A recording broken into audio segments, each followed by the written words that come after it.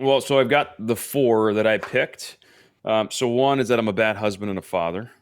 One is that it's never going to work out. Nothing is working. One is that I'm a fraud and a screw up. I believe I'm someone I'm not. And one is that I'm scattered, impatient, and lazy.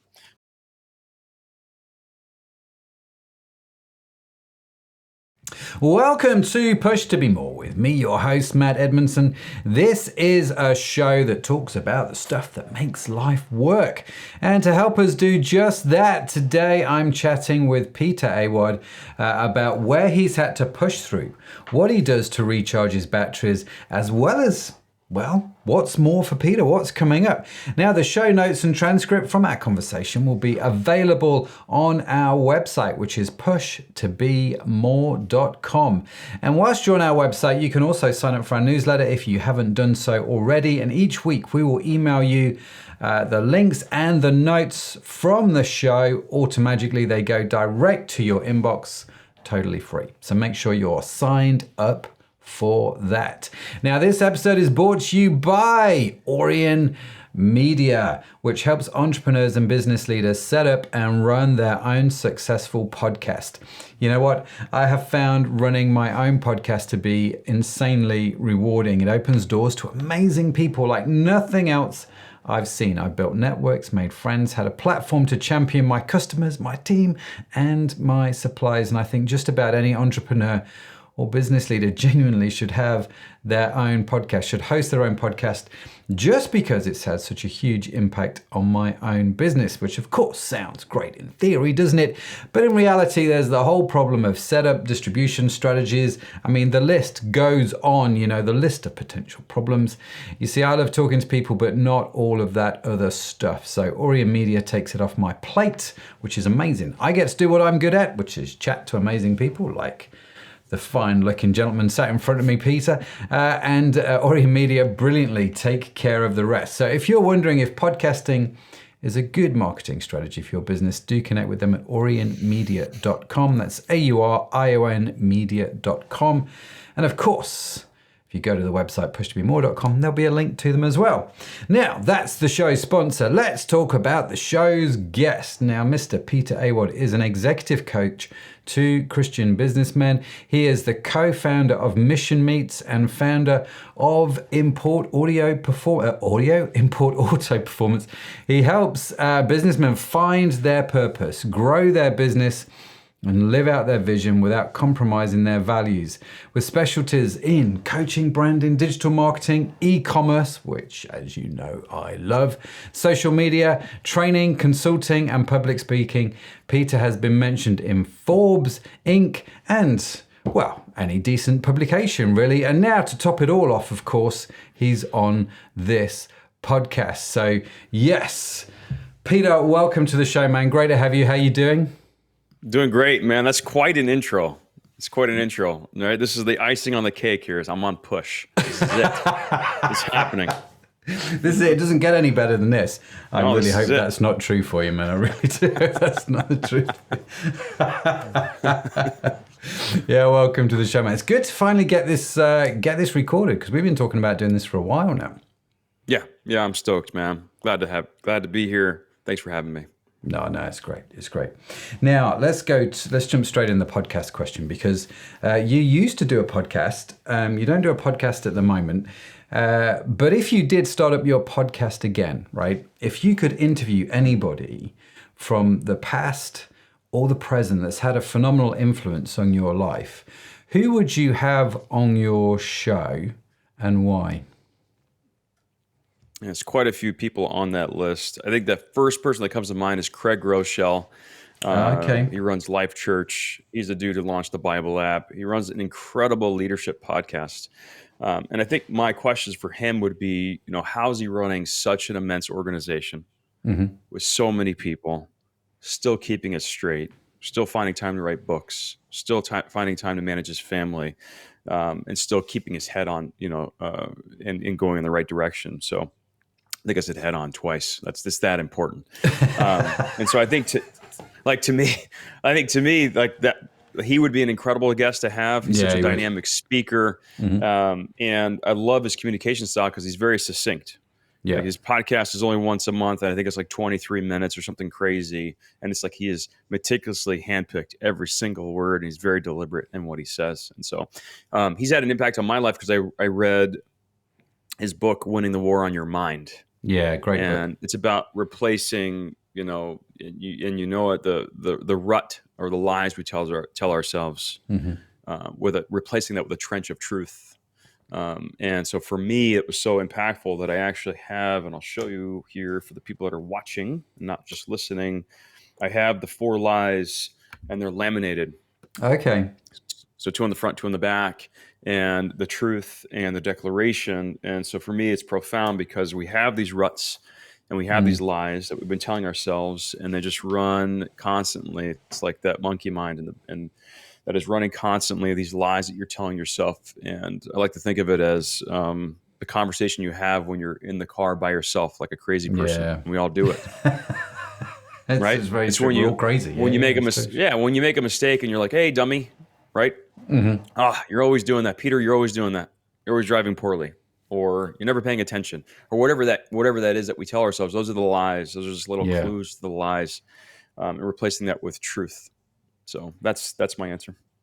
Greg Rochelle, I really love his leadership podcast. It's a really powerful one. And he's recently taken over that big, what's that leadership conference that he's taken, the Global Leadership Summit? Is that what it's called? I think that's what so. it's called as well. So he's big into leadership, and some of his skills and understanding in leadership are quite extraordinary. Like you say, how he manages to do what he does. He obviously works out. He obviously has a great family, but he obviously has a lot of people working with him, and he impacts, hundreds of thousands of people. And you're like, dude, I'm with you. I'd love to just sit down with him on the show and just go, right, Mr. Grishal, let's have a conversation about this. Yes. I'm curious though, what if I can ask this question, the lies that we tell ourselves, what's the predominant one that you have to watch out for in that crazy conversation with yourself in the car? Well, so I've got the 4 that I picked. Let me just read all 4. Is that okay? Sure. Yeah. So 1 is that I'm a bad husband and a father. 1 is that it's never going to work out. Nothing is working. 1 is that I'm a fraud and a screw up. I believe I'm someone I'm not. And 1 is that I'm scattered, impatient, and lazy. So those are the 4 lies. And if you had to pick one, it would be that I'm a bad husband and father. And so Wow. I think for me and for a lot of other people listening, if you're a parent, it just takes 1 screw up. And it feels like it negates all the other things that you've done. And I know that, my wife's uncle, I remember he had like an episode, he has 2 grown kids, and something happened, and it was public with, in a gathering, and he just like really screwed up, maybe, kind of lost his patience. And he was having this conversation with his son afterwards and apologizing. And his dad's like, dude, you're a great dad. It's not gonna take one thing like that for it to negate everything you've done for me my entire life. Like, it's okay. I appreciate and I accept your apology, but it wasn't that big a deal.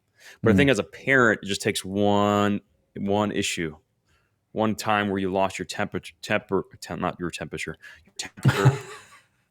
or you didn't like rise to the occasion, and it feels like that one thing negates all the good things that were done either that day, that week, that month, or that year. And so that's one, I think, to me, like one of the predominant lies that I tell myself, and I think that a lot of other parents tell themselves as well.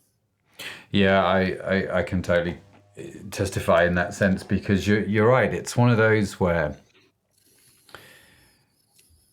and I think a lot of it comes down to how you were parented yourself, in a lot of ways. But the scariest thing I've ever done, this by far, is parent kids, because you're just like, okay, if the company goes belly up, that's one thing. Do you know what I mean? You can bounce back from that, can't you? If I lose the house, I'll go get another house. I'll just build it up again. It's not a problem.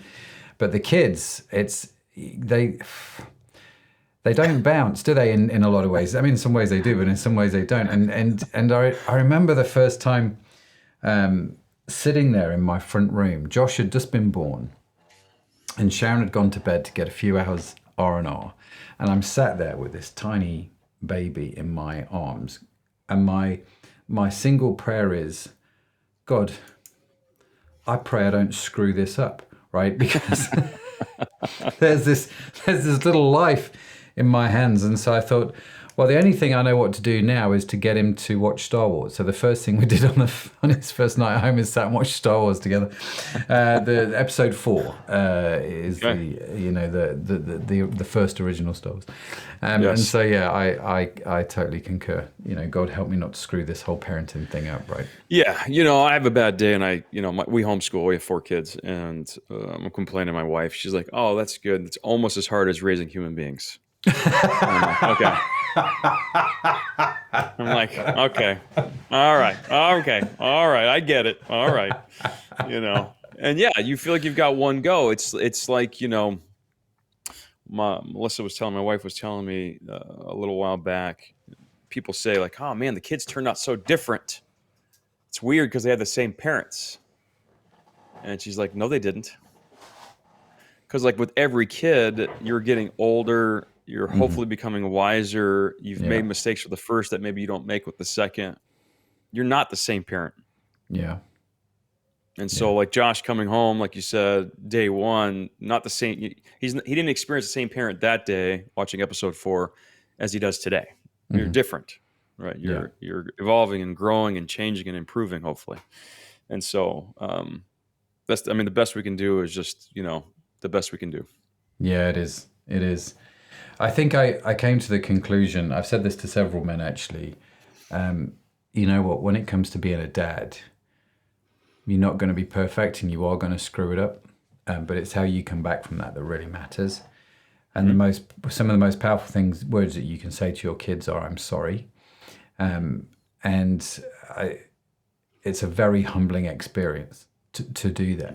But I think it's such a restorative experience with your kids when you're inevitably going to mess it up, right? That's right. And it's leadership, man. And so it's like, we're here talking leadership. And typically when you hear leadership, I don't know, I think about business. Think about leading teams and vendors and partners and customers down some sort of journey. But really, like the ultimate leadership is becoming a leader worth following at home. And part of that, you didn't say the word apology, but basically apologizing and fessing up to the screw up and understanding that you're leading at home. A big part of that is knowing that whatever the screw ups are, they're your fault. Yeah. And it's a harsh way to say it. I was telling a friend this yesterday. He's like, oh, that's pretty harsh. I'm like, well, it's true. Like if you're the leader at home, then all the screw ups are yours. You own those. And, and whether that's the way you communicated or how you communicated or, what you communicated, it's all your fault. And so like I was teaching this leadership lesson to my son, who's, he's got this coin ring making business, which is very cool. He just started, and he has a little sister and she's annealing, which is, basically heating this coin up on a torch. Yeah, we do that at home. We're like those people. That's cool. And she's quenching. She's supposed to quench this, which means to put it in water and get it cold. And then he picks it up and he does some other process. Well, she didn't put it in the water very long, and she set it down and he picked it up and he burned himself and he's yelling at her. And I said, "Listen, you're leading this team." He's only 13. You're leading this team, and if she didn't quench it long enough, that's your fault. He's like, "What do you mean?" I told her how. I was like, "Well, it wasn't explicit enough."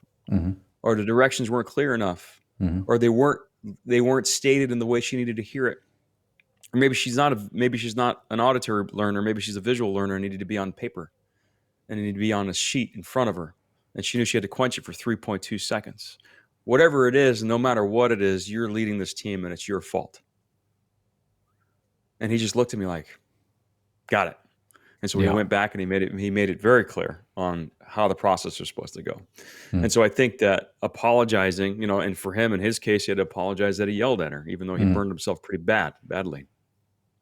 And for you, it's just like, and you went just going back a second, you said it's about how we got brought up. Like in my childhood, I didn't hear I'm sorry very much. And I think in that generation, in our generation, the parents were just like right, and they were like, do as I say, do do as you're told, not as I do, or whatever the heck that phrase was.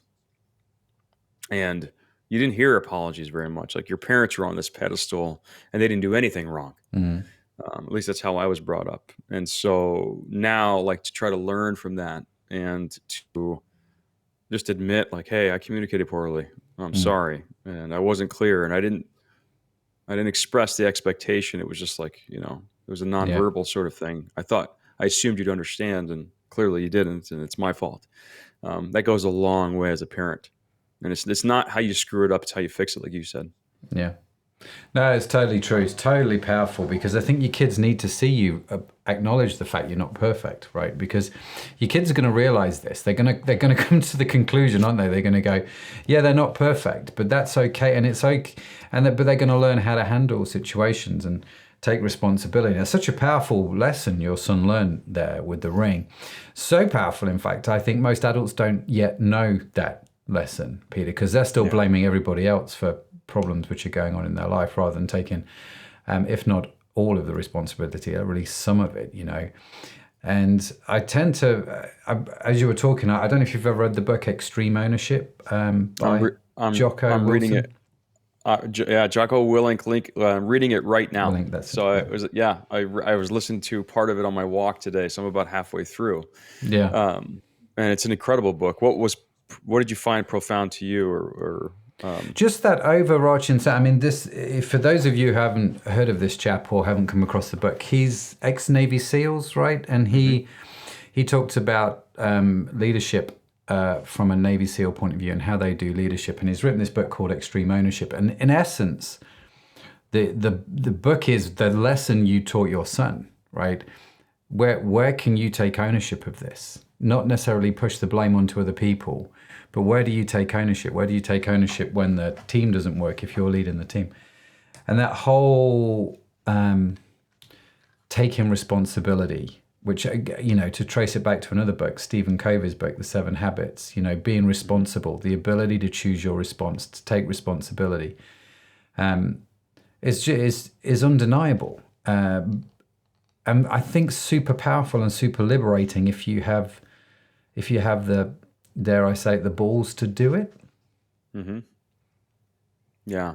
So if I may, I'll share a story from that book that I thought was really profound. Yeah. And he's, so here's an ex-Navy SEAL who takes all of these insights from battle, from war, and applies them to businesses and business principles. And he's having a talk with a gentleman in manufacturing who is responsible for his division, and they're falling way behind. And so they've brought Jocko in to help them try to improve their efficiency, effectiveness, their productivity, all that stuff. And the whole time he is blaming the sister company who is upline from him. And because they're not fulfilling their responsibility, he can't fulfill his. And so the whole time he's finger pointing and talking about how it's their fault that he's not being able to perform, and his hands are tied, basically. And in this conversation, he says, well, have you talked to them and have you tried to help them? He's like, no, they're not my problem. They're not my problem. I've got my own people to deal with. They're not my problem. And he pauses and he looks at him and he says, sounds like they are your problem. Yeah. Sounds like you should be collaborating with them. Sounds like you should be helping them and trying to figure it out, because they've become your problem. And because he's not performing, you're not performing, and maybe you guys can help each other both perform better. And then the other thing he says is, the enemy's not in here. They're part of the same company. They're not your enemy. Your enemy's out there. Mm-hmm. Here we're together. And so then he talks about this principle from military principle called cover and move. And this whole idea, like, you can cover while they move. And then when you move, they provide cover, and you move back and forth, and you can get down the line to safety. And so his whole idea was like, yeah, they're a sister company and you're not responsible for them, but you can cover while they move and they can move while you cover. You guys can work together. And because of that principle, the story ends with them both going from industry dogs to industry leaders in their space, because they decided to not be enemies and to work together and to cover and move. Yeah, powerful story. Powerful book too, and strongly recommend people to read that book. It's called Extreme Ownership. and Yeah. definitely worth a read. So, Peter, here you are, right? You've read the book, you've been the parent, you're dealing with the turmoils of being a parent and the insecurities that we all face according to that. You've navigated quite successfully e-commerce. You're now in executive coaching. What are some of the, I mean, apart from the parenting thing, what are some of the biggest challenges that you faced in sort of your business career, and have you sort of overcome those? Yeah. I don't know that I've overcome, but definitely working through. I think, getting into leadership coaching with executives and business Mm, owners, CEOs, et cetera, um, learning the content that I need to learn, developing the content that I need to develop in order to become the best leadership coach I can. The cool byproduct is that you become a better leader yourself. yeah. And the humbling part of that, Matt, is that you realize how many times you've screwed of like why certain relationships didn't work and some did, Mm, why some projects worked out and some did not. And the common thread looking back is that I was extremely naive and immature in my leadership. mm. And, part of the things that we teach is called five voices. And it's learning your primary leadership voice and how you receive information, how Okay. you give information, and what your triggers are and what your weapon system is, and learning who your nemesis voice is and how they communicate and how they see the world and where they're going to rub you wrong and where you're going to rub them wrong. And looking through all that, learning that I've just screwed it up so many times. And there's specific personalities that I just don't jive with or Hmm. that I may see as incompetent when they're actually not incompetent. They just process the information differently. They see the world differently. They need to receive information differently. And seeing that as a asset versus a threat on your vision, as my primary voice is pioneer. And it's helped me to just kind of um, not repeat mistakes Yeah. and have that self-awareness and to understand my tendencies and what my natural reaction is to certain situations. And so for me, it's been very, very powerful. This journey of self-awareness and learning. And then it's been such a beautiful thing to see light bulbs come on for other people and that they're like, oh man, Matt, that's why Matt Bot drives me crazy, And it's not that Matt's a bad person. It's like, oh, he likes to do this way, and he's Mm, future cat. He's a future vision sort of guy. He's always looking at the future, and I'm present oriented. Like I like thinking about present and protecting what we have right now. That's why Matt drives me nuts.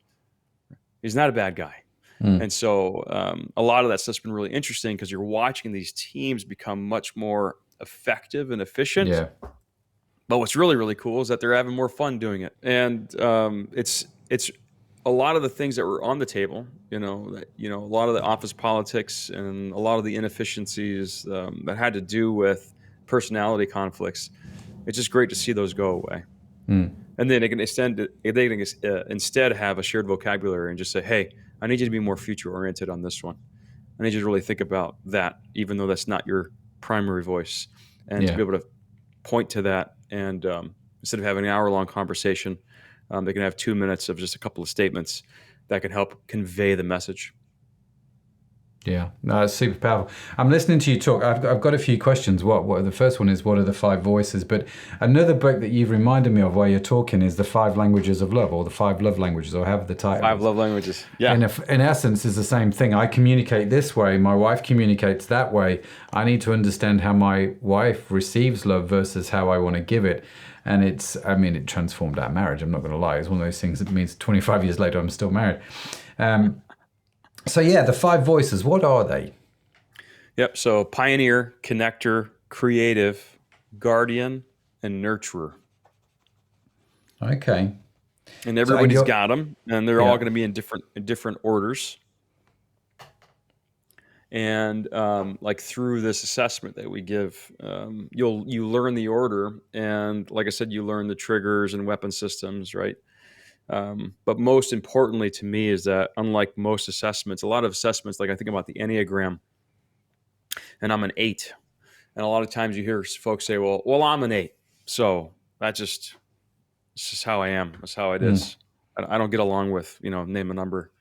It doesn't do that. Instead, it's like, hey, your nemesis, which is your weakest voice, which is that person. If a person has that as their primary voice, they're going to be most difficult for you to communicate with. They're 43% of the population. That's what mine is, nurturer. Which for me, it's like, oh, so almost half of the population I cannot effectively communicate with. I cannot effectively receive information from. That's probably a bad thing. I don't know. I'm not a mathematician. Sounds like a bad thing. Mm. And this is how they see the world. This is their worldview. This is their perspective. This is how they receive information. This is why they talk the way they talk. Because they're soft spoken, because they're maybe a little bit more quiet. You need to let them speak first and you just shut up as a pioneer. I'm only Yeah. 7% of the population, which makes you feel special until you realize you're only 7% of the population, which means that you can only effectively communicate with 7% of the Percent of the population. It's bad as population. a Yeah. leader. Yeah. Yeah. Yeah. That's really Yeah. interesting. That's really Mm-hmm. so. You've been doing all this whilst so you're learning this, and this is the thing I find about coaching. I do a lot of e-com coaching, for example, and I don't know who learns more every coaching job I do. I mean, I'm always learning, whatever job, and that's part of the reason why I love it. Really, is you get to see how this functions in a slightly different company or a slightly different industry or a slightly different part of the world, and there's always that sort of opportunity for growth and learning. So, and it sounds to me like that's what you're doing. You've got this executive coaching now. You've come through e-com and all that sort of stuff. You're doing this coaching, and you're learning a lot on the way whilst you're doing it, right? Yeah. Yeah. And the thing for me is like my second voice is connector. And so I like pioneering and I like envisioning the future and what's possible, but I also love people. And so I love communicating with people and understanding how they tick. And this all really came about. Like I was getting coached myself because it was a couple of years ago. I'm like, man, what is it that I'm supposed to be doing? Like I feel Yeah. like a square peg here. Like I'm doing what I'm good at, but not what I'm great at. And working with a coach myself, it exposed to me like the power of coaching. Hmm. But for me specifically, I wanted to know the answer to three questions.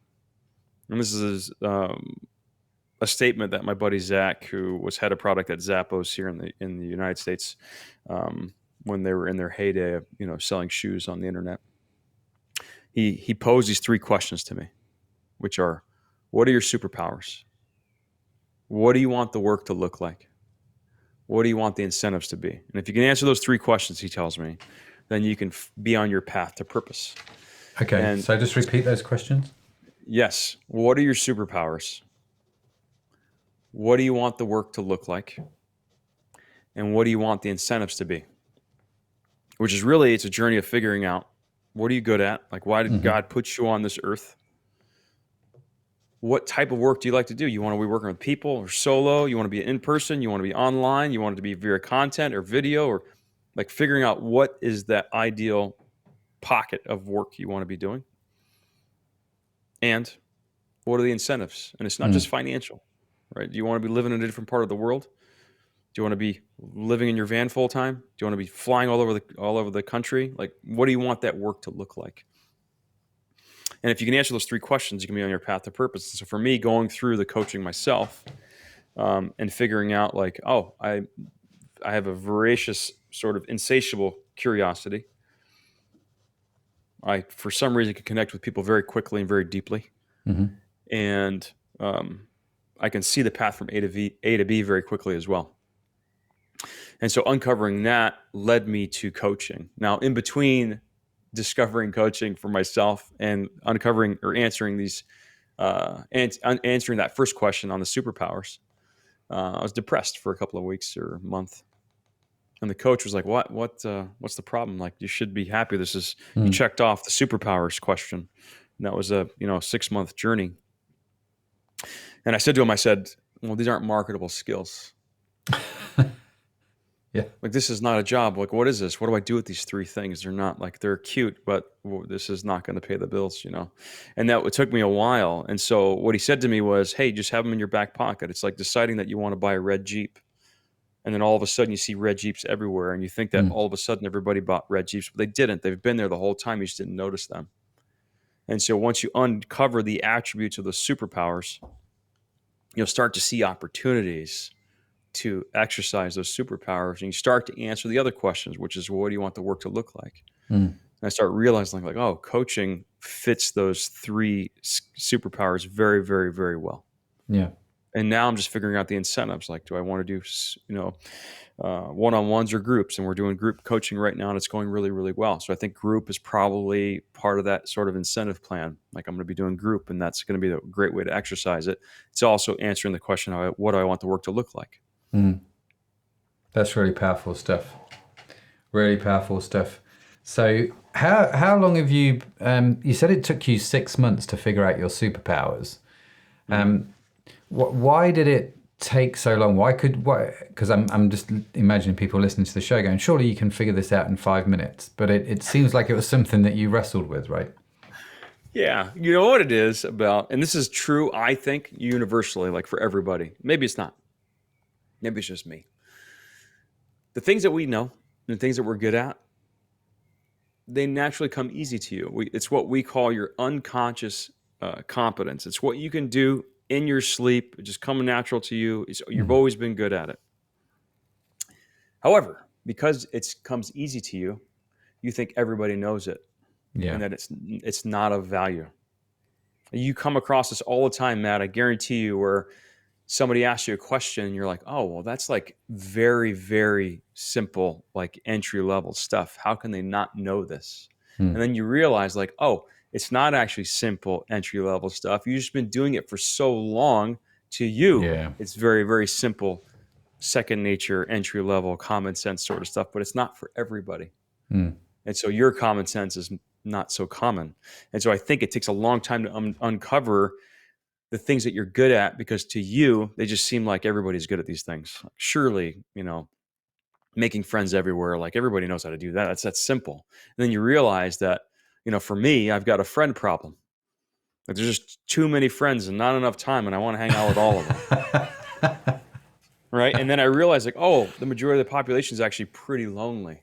Mm. Meaning they are not that good at making friends, and it's not that easy. And that's actually a Mm. skill set that you can teach people. And so I think that's one of the reasons why it took me so long, and why it would take most people a long time, because Yeah. especially as you get older, you're like, oh, well, this is old hat. Like, I've been doing this forever, and Mm. this is not even, there's no value there. Who's going to want to listen to this stuff? Yeah. No, that's powerful, man. That's powerful. So it sounds like an immense journey to go on. Yeah. And I think you're right. I think my experience is, if you're not wrestling with it for a little while, you're probably not deep enough. Mm-hmm. And you've just come up with a surface level answer quick because you just want it off your books. Do you know what I mean? You just want to check it off your to-do list or something like that. But actually wrestling with it for a little while is definitely not a bad thing. So I'm curious, Peter, what the day-to-day looks like for you. So you've got all of this stuff going on. You're doing the group coaching, you're parenting, life's good.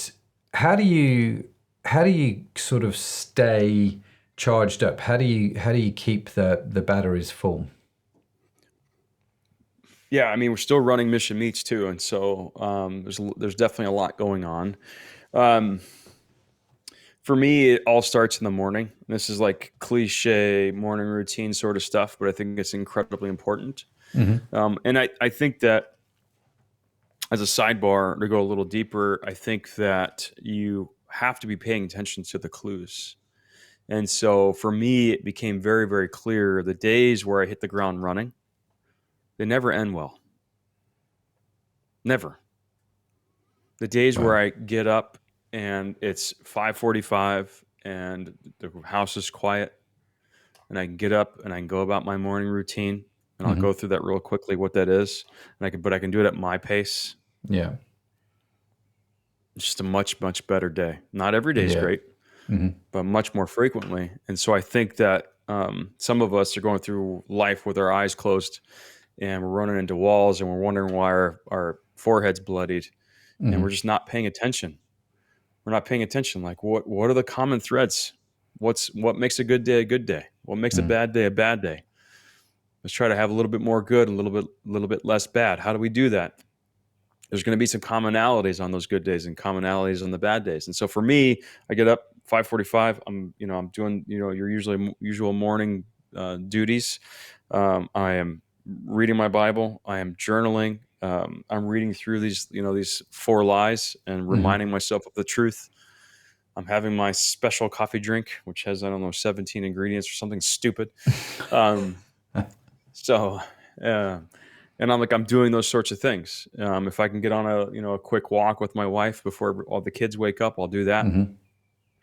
and then I'll jump in. And I'll jump into the things that are going to be what my buddy used to call the small hinges that swing big doors.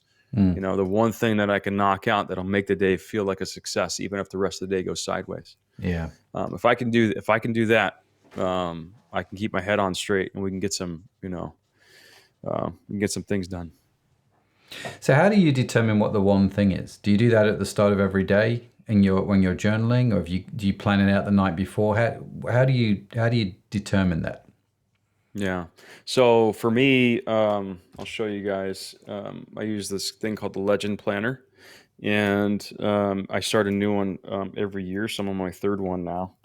But outside of the week to week, I've got what's listed out as um, what brings me joy and good feelings, what is most important in my life, what does a successful life look like for me, what does a perfect day look like for me. There's dreams and life goals in here, right? And so that sets the stage for your 1 year goals, Hmm. which back into your quarterly goals, which back into your monthly goals, which then help you populate the goals for the week.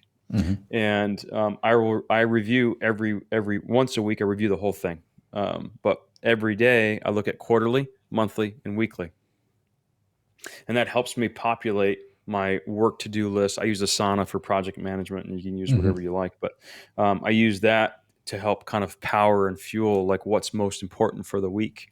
Yeah. And then one hokey thing that I do, and I don't remember when I started this, but right before I fall asleep, I'll lie in bed and I'll think about what the perfect morning looks like and how I want to start the day and what I really, really want to accomplish tomorrow. Mm. And I'll just sit and think about it. And for me, when I wake up in the morning, there's no question what needs to be done. Hmm. Like I don't wake up and I'm not wondering what I'm going to wear because I set my clothes out, and I'm not wondering what I'm going to do because I already know because I thought about it the night before. And so that for me has helped to it helps me to move through the day in confidence because I already know what I'm doing. Yeah. So I don't know if that answers your question, Matt. Maybe it's a little bit more fluffy and a little bit more high level, but that's how I think about it. No, it's good. Super powerful stuff, man. Because I think, with a lot of these things, you can. I've done it myself, and I catch myself doing it. There are seasons that you go through that you've just sort of meandered through and sometimes that might be the right thing to do. You just sort of muddle your way through it. And then there are seasons where you are very deliberate and intentional. You sort of design that season and what's going to happen to the best. I mean, obviously stuff happens outside of your control.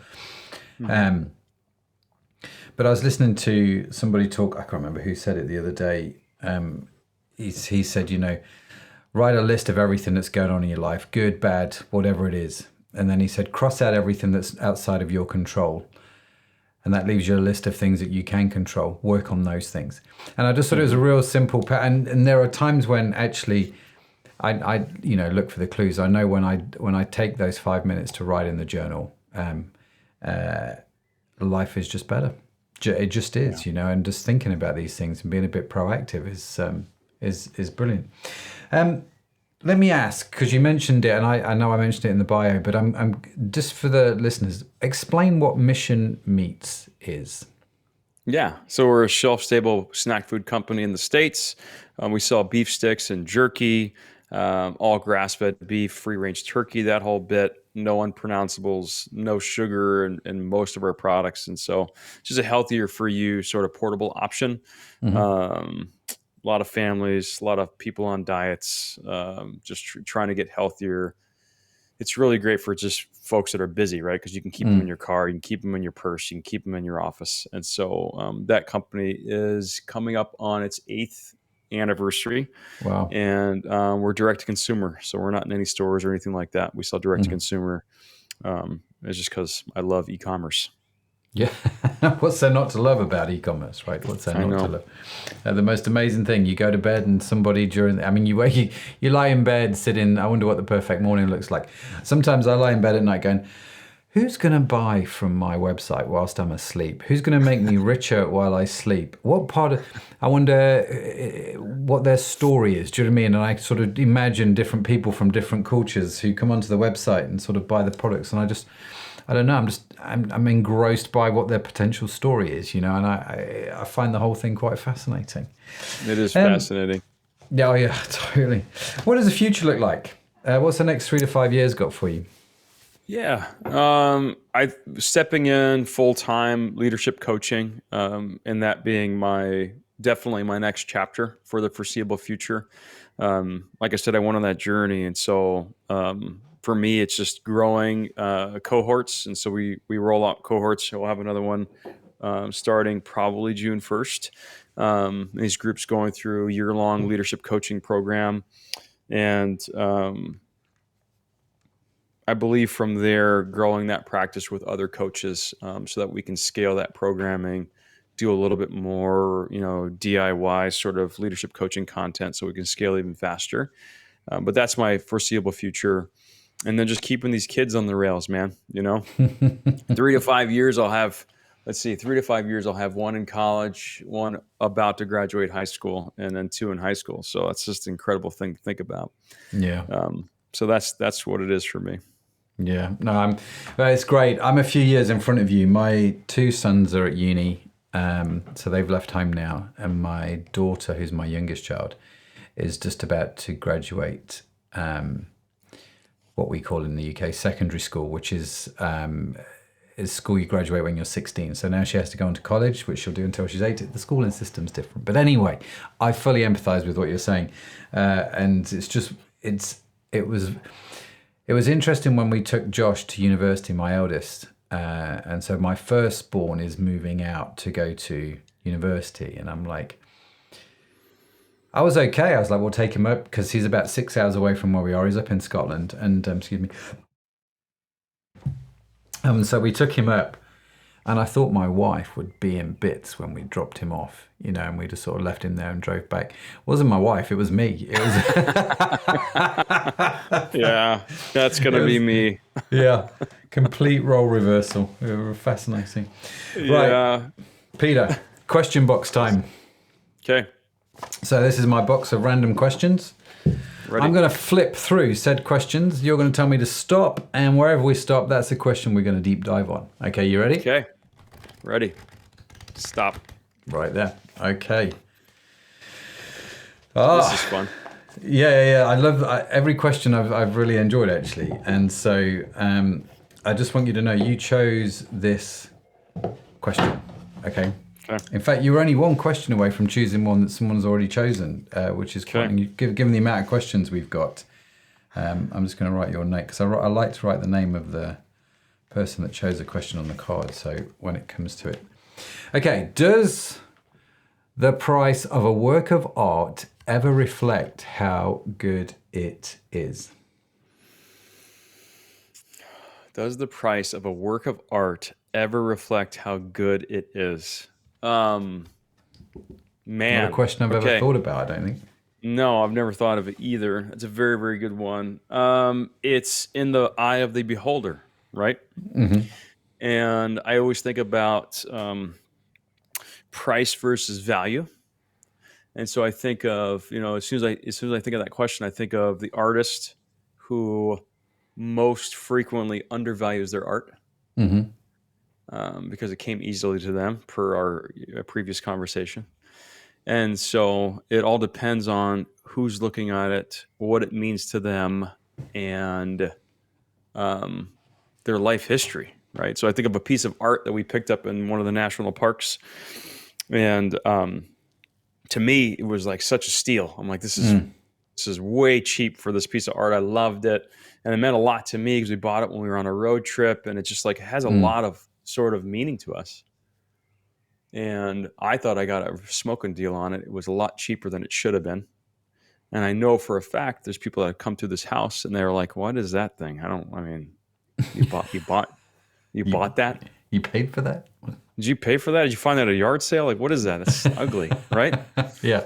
So no, the answer is no. No, it's funny, isn't it? And to be slightly contrarian, Peter, Yes. if I may, Do it. if I take the word art out of this, does the price of a service ever reflect how good it is? I think not all the time, because I think people do undervalue themselves. But I think sometimes the price of the product helps determine in people's mind how good it's going to be. I'll give you an example. So a few years ago, my wife, Sharon, and I, we went down to the Savoy, which is a very posh hotel in London. We went down to the Savoy. We were the guests of one of our suppliers, and Chris and his beautiful wife took me, Sharon, Jen and Andy, who are my then business partners in a beauty business I once owned. We went to the Savoy, and we were going to have drinks and dinner.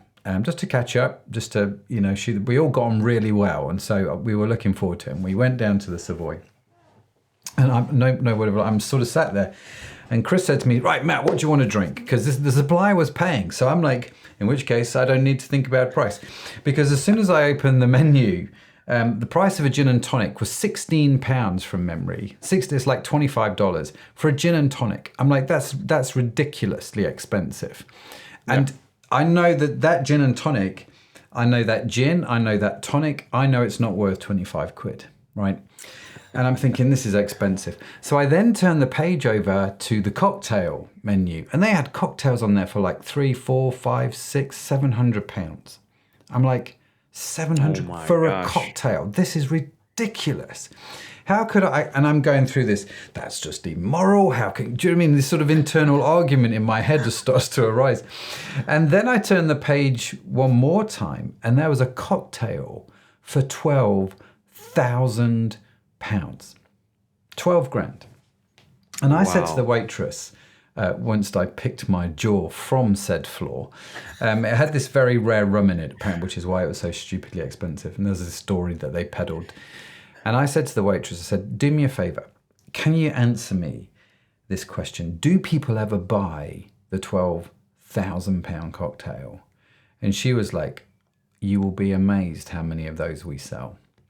And what happens is the bankers come in, and they're like, they've just got their £1 million bonus or whatever. And so they're all happy and ecstatic about life. And they're like, well, I can afford a £12,000 cocktail, so I'm just going to try it.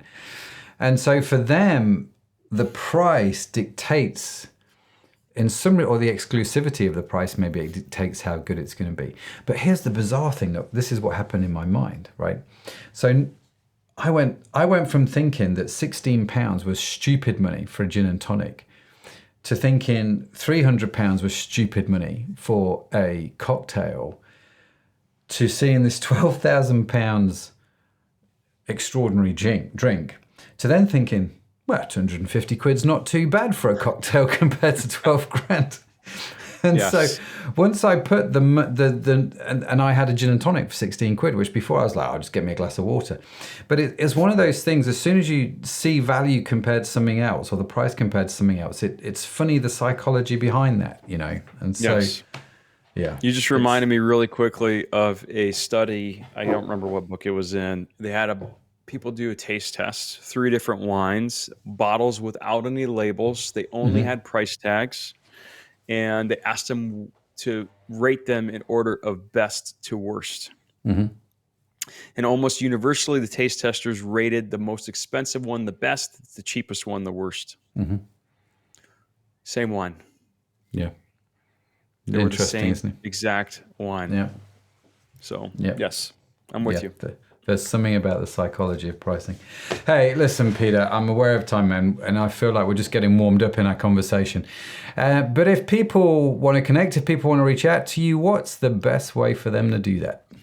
Yeah, I actually put together a free download, if that's okay, for your listeners. They can just go to peterawad.com. So it's peterawad.com /push. and that'll take them to a leader guide. It's free. It's titled 5 Ways to Becoming a Better Leader Overnight. And so it's just 5 quick tips that they can take and apply to their leadership, whether that's at home or at work with teams or vendors or whatever. So hopefully that's helpful. Fantastic. No, super kind. Super kind. Do check out Peter's download. So one more time, Peter, that URL? Peter Awad, so Peter, AWAD.com/push.